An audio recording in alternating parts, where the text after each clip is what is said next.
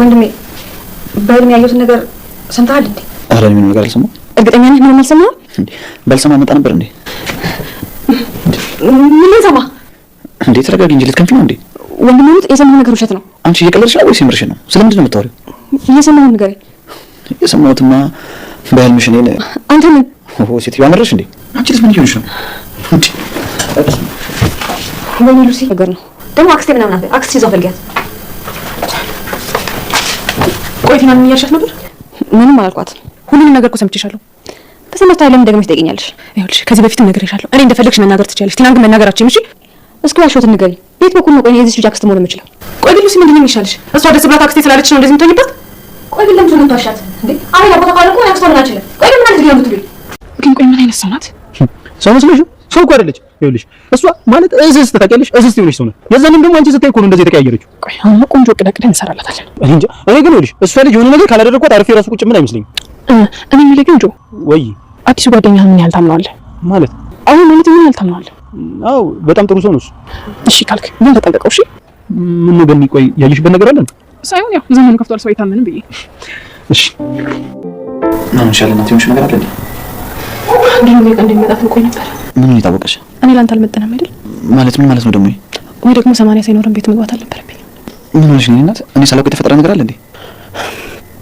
አሁን የሆነ ውሳኔ መወሰን ያለብን ይመስለኛል። የኔ ፍቅር ግራ አጋባሽኝ እኮ።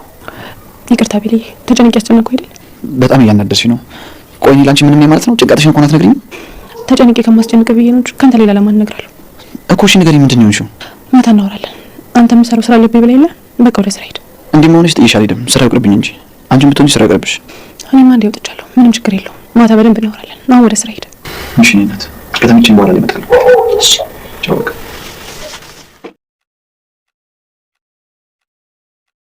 አቤል ስለ ሉሲ ሁሉንም ነገር ደረሰበት። ሉሲ በህልሟ አቤልን ስለ መግደልና ስለ ተልኮዋ ስትቀባጥር አቤል ሁሉንም ነገር ሰምቷት እሱ ቀስቅሷታል።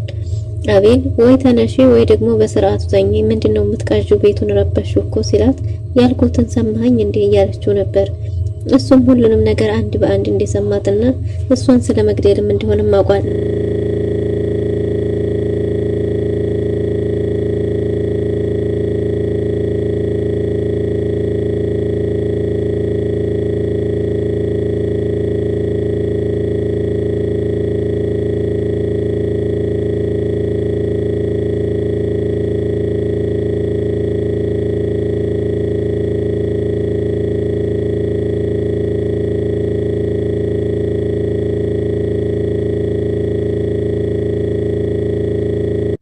ሰላም ወድና የተወደዳችሁ ውድ ቤተሰቦች እንደምን አላችሁ? በእያላችሁበት የዓለም ዳርቻ ሰላማችሁ ብዘት ተረፍ ይበልን እያልን ዛሬም በአዲስና በትኩስ መጥተናል። እናንተም በቅንነት ላይክ፣ ሼር፣ ሰብስክራይብ እያደረጋችሁ ቤተሰብ ታረጉን ዘንድ በትህትና እንጠይቃለን። ቤተሰብ ላደረጋችሁን ሁሉ ከልብ እናመሰግናለን። በባለፈው ክፍል እንደተመለከትነው ብሌን ባለጀበናዋ ተከታታይ ድራማ ሉሲ እንግዲህ የእንግዲያ ትዕዛዝ ስላሳሰባት በህልሟ አቤልን ስለ መግደል እያሰበች ነበር። እናም በሷ ቤት በትራስ አፍና አቤል ሲሞትና እንዲሁም ደግሞ ብሌን ተከታትላ መታ ስትይዛት ስትጮህ ነበር። ይህም ጨዋታ ከልክ አልፎ ስለነበረ ከተኙበት ተነስቶ አቤል ወይ በስርዓቱ ተኚ ወይም ደግሞ ቅዠትሽን አቁሚ፣ ቤቱን እኮ ረበሹ፣ ቤቱ በአንድ እግር ቆመ፣ ምን ሆነሽ ነው ብሎ ቀስቅሷት ነበር። ሲቀሰቅሳትም እጅግ በጣም ተደናግጣ አቤል አለህ እያለችው ነበር። እንዴት ሄዳለሁኝ አለው ብሏት ነበር። አለህ እያለች በተደጋጋሚ ስትለው ሄዳለሁኝ አለው ብሏት ቀስቅሷታል። ተነሽ ጎረቤት ሁሉ ረበሽ እኮ ይሰማል፣ እንኳን እዚህ ያለሁት አይደለም ቀርቶ እያለ ቀስቅሷት ወደ ሳሎን ሄዶ ቁጭ ባለበት ሳሎን መታ ምን አልኩኝ ያልኩትን ሰምታኛል እያለችው ነበር። እሱም እያንዳንዱን ነገር ያለችውን እንደሰማ ሲነግራት የበለጠ እጅግ በጣም ተደናግጣ ስትደናበር ተመልክታን ነበር። አቤልም ምን ሰማህ ስትለው አቤልም እኔን ሲል ምን እያለች ስትንተባተብ ነበር። እኔን ስለ መግደል ምናምን ብሏት ተናዶ ጥሏት ወጥቶ ሄዷል። ብሌን ከዛ ቤት ለቅቄ መውጣት ይኖርብኛል እያለች አስባለች። ጆና ገኒ አሁን ላይ ታርቀው እንዲድሯቸው አንድ ሆነዋል። የሚመጣውን ነገር ሁሉ ለማሸነፍ አንድነት ፍቅራቸው እንደሚያምር የተሻለ እንደሆነ ተነጋግረው ሉሲንም ለማጋለጥም ቢሆን አብረው ለመስራት ተስማምተው እንደ ድሮ ፍቅራቸውን አድሰዋል። አሁን የሚቀረው ጆንና አቤልን ወደ በፊት ጓደኝነታቸው ፍቅራቸው መመለስ ነው እያሉ ነበር። ብሌን ግን እጅግ በጣም ከፍቷታል። ቲና እዛ ቤት ሉሲ ከመጣች ጀምሮ ነጻነት አጣለች። ነጻነት ብቻም ሳይሆን ከአቅሟ በላይ የሆነ ስራ ቁጭ ብላ እሷ ስታሰራት ትውላለች። እሱም አልበቃት ብሎ ደግሞ እግሬን ካላጠብሽኝም የሚል አዲስ ህግ ወጥቷል። ገኒ ከብሌን ጋር ሆና እኔ እዛ ቤት መቆየት ከብዶኛል፣ ስለዚህ ከቤት ለመውጣት ወስኛለሁ። ቲናዬ ያደራ ልጅና ሰላም አጣለች፣ ነጻነቷን አጣለች። እዛ ቤት በነጻነት እየኖረች አይደለም። ስለዚህ እኔ ለወጣ ከቤት አስቤያለሁ ብትልም ተነጋግሮ መፍትሄ መፈለግ እንጂ ከቤት መውጣትማ የለብሽም ብትላትማ ይወስኛለሁኝ። ቲናዬ እኮ ሰላም ነጻነት አጣለች፣ እየተሸማቀቀችብኝ ነው ስትላት ገኒ የሚያስችለች ለሆነ ነገር እንደመጣች ግልጽ ነው እያለች ሲያወሩ ሳለ ድንገት ጁ ደርሷል። ጁ ጋር ስታያትን ወደ ድሮ ፍቅራቸው ስለተመለሱ እጅግ በጣም ደስ እንዳላትና አሁን ደግሞ ተራው አቤልንና ጆን ማስታረቅ እንደሆነ እያወሩ ነበር። የኔና የአቤል ጉዳይ እንኳን ያለቀለት ነው፣ ብንታረቅም እንደ ድሮ ጓደኝነታችንን መመለስ የሚቻል አይመስለኝም እያለ ነበር ጆ። አይ ሁሉም ነገር ይስተካከላል ብለው ብሌንን ስራ ቦታዋ ትተዋት እነሱ ወደ ቤት ሄደዋል። እንግዲህ ጆ እና እንዲሁም ገኒ ነበሩ። ገኒ ቀደም ብላ ስትገባ ዋምጭና እግሬን ጠቢኝ ተብላ ነበር።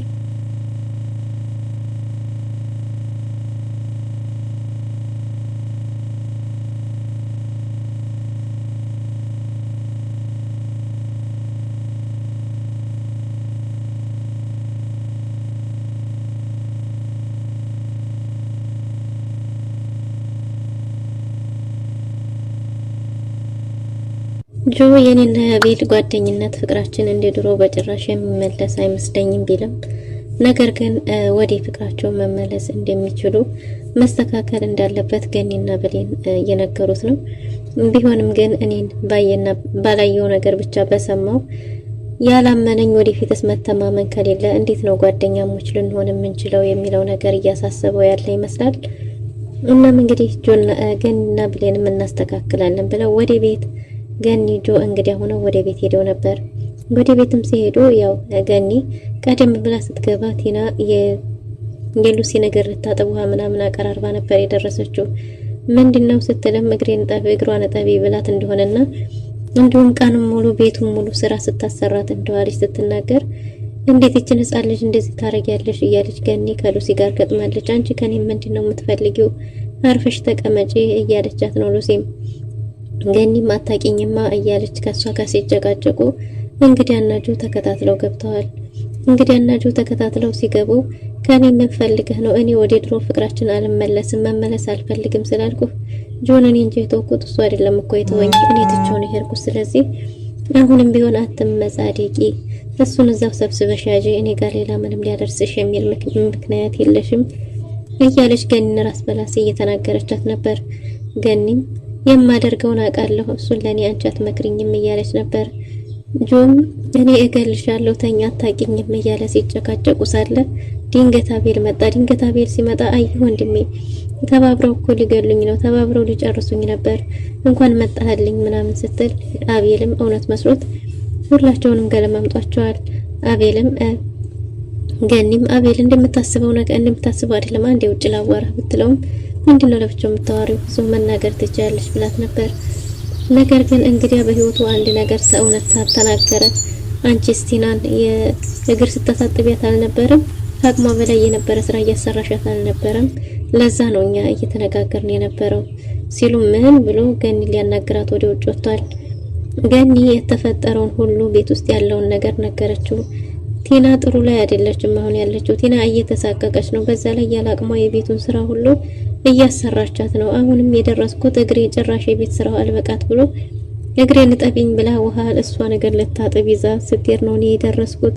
ስለዚህ ሉሲ እዚህ ቤት የመጣችው በሰላም አይደለም፣ የሆነ የምትፈልገው ነገር አለ ካንተ፣ ጥቅም ፈልጋ ነው ወደ አንተ የመጣችው ብላ ሉሲ ተናግረዋለች። አቤልም ምን በጭራሽ እንደዛ አይሆንም እያለ ነበር። እንግዲህ አቤል እየመረረህን ቢሆን ዋጠው እንጂ ሉሲ ወንድምነትን ፈልጋ አይደለም ወደ አንተ የመጣችው፣ ወደ አንተ የመጣችበት የሆነ ምክንያት ይኖራታል እያለችው ነበር። ጥቅም ፈልጋ ነው የመጣችው። ስለዚህ ቲና ደግሞ አሁን ላይ እንደ ድሮ አይደለችም፣ በጣም እየተሰቃየች ነው ብላ ነግረዋለች። አቤልም ወደ ውስጥ ገብቶ እህቱን እንዴት ነው አንቺ በዚህ ትንሽ ልጅ ላይ ይሄን የምታረጊው ሲላትም ያለ ምንም ምፍረት ምንድነው ያደረኩት? ምንም ነገር ያረኩት ነገር የለም ብላ ያደረገችውን ሁሉ ሸምጥጣ ክዳለች። አቤልም በዚህ የተነሳ እጅግ በጣም እየተናደደ ነበር። ምንድነው ሐሳብሽ? ምንድነው የምትፈልጊው? እያላት ነበር። ገኒ ድምጿን አጥፍታ ከችን ስትሄድ ዕቃ እያጠበች ነበር። ደግሞ እዚህ ምን ታረጊያለሽ? ከኔ ምንድነው የምትፈልጊው ብትላትም ከሷ ምንም ነገር እንደማትፈልግ ግን ደግሞ ለምን እንደመጣች እንደምታውቅና በቅርቡ እንደምታጋለጥ እየነገረቻት ነበር። አንቺ ምን አገባሽ? ምንም የሚሉሽ ነሽ አራጋቢ ብትላትም የበለጠ አራግቤ አጋግየው ደግሞ ጉድሽን አወጣዋለሁኝ ብላ ገኒ ተናግራ ጥላ ሄዳለች። እንግዲያና ጆም ከቤቱ ጡልኝ ሲባሉ ቤቱን ለቀው ጥለው ወጥተው ስለነበር እሷ ገኒም ተሮጣ ተርሳባቸዋለች። ሮጣ ተርሳ መሀላቸው ገብታ እንዴ እኔ ለእናንተ ስል መሮጥ አለብኝ እንዴ? ለምንድነው የማትጠብቁኝ? ብትልም እኛ እኮ አንቺን እየጠበቅን ነው እንደዚህ ቃስ እየተራመድን ያለ ነው ብሏት ጆ እንግዲያም በቃ እናንተ ፈታ በሉ እኔ አስቸኳይ ስራ አለኝ ልሂድ ብሎ ከመካከላቸው ተለይቶ ሄዷል። ገኒ ጓደኛህን ምን ያህል ታምነዋለህ ብትለውም በጣም ጥሩ ሰው እንደሆነ ነግሯታል። ነገር ግን ራስህን ጠብቅ እያለችው ነበር። እሺ በቃ ራሴን ጠብቃለሁ ብሏታል። እናም እንግዲያ ጆ ስራ በፈታበት ጊዜ ስለነበረ ስራ መስራት ከፈለገና እቃ ኤክስፖርት የሚደረግ አንዱ ወደ አንዱ እንደዛ ታረጋለህ፣ ስለዚህ ስራ መስራት ትፈልጋለህ ብሎት አሁን ስራ ባስፈልገኝ ሰዓት ነው የደረስክልኝ ወንድሜ፣ አመሰግናለሁ፣ በእውነት አንተ መልካም ሰው ነህ እያለው ነበር። እሱም ስራ እንደሚያስገባው ተነጋግረው ወደ ብሌን ጋር ተያይዘው ሄደዋል። ወደ ብሌን ጋር እንደድሯቸው ተያይዘው ሲሄዱ ብሌን ደስ ብሏታል።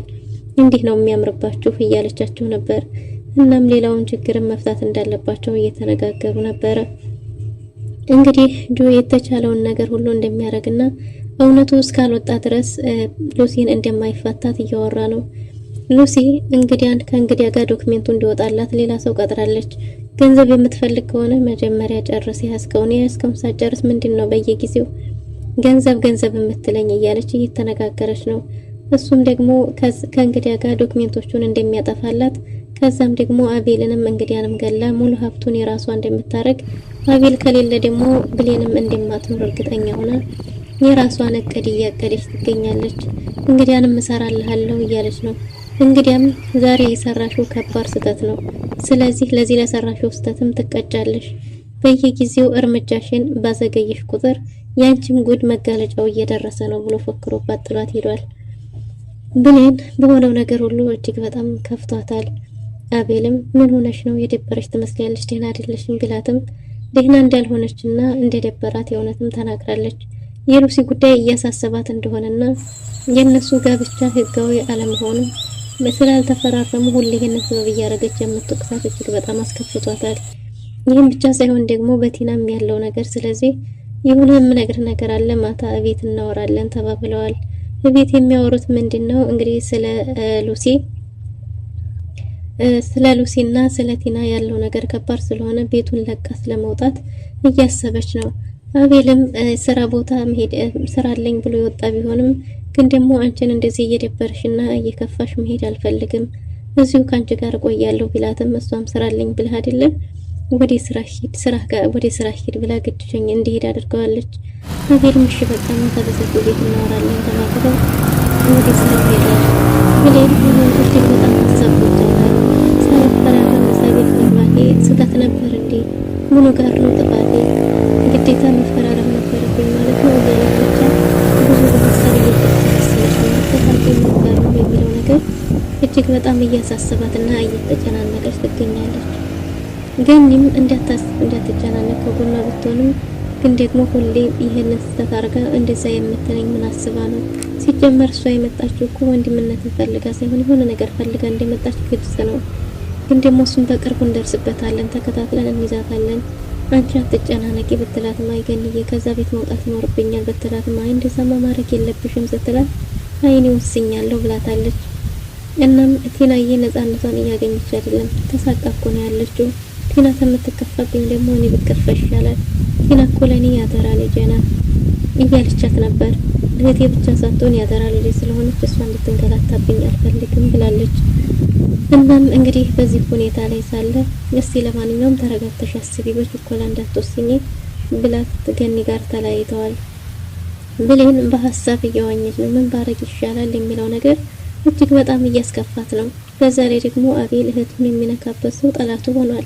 ለረጅም ዓመት እጅግ በጣም የሚወደውና የሚሳሳለት ጓደኛውንም እንኳን አጥቷል። ጆ ደግሞ በሌላ በኩል የአቤል ጥላት የሆነውን እሱን መጠቀሚያ የሚያደርገውን እንግዲያን ጓደኛ አድርጓል። ስለ እንግዲያ ማንነት ሲያቅ ጆ ራሱ ምን ሊሰማው ይችል ይሆን? በዛ ላይ እንግዲያ አሁን ላይ ምናልባት ወንጀል የሚሆን የሆነ ስራ ሊያሰራው ይችል።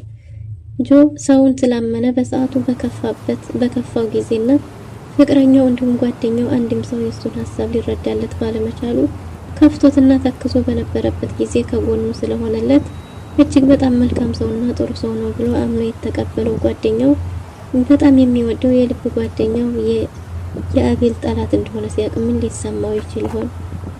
ግን ብሌን ስራ ቦታዋን ዘጋግታ ወደ ቤት በምሽት ስትሄድ ማንዲ ማንነቱን የማታውቀው ሰው መጥቶ የታሸገ ፖስታ ሰጥቷታል። ይሄ ፖስታ ስለማን ምን የሚያሳይ ይሆን? ውድና የተወደዳችሁ ዛሬ የነበረን ቆይታ ይሄን ይመስል ነበር። በቀጣይ እስከምንገናኝ ድረስ መልካም ጊዜ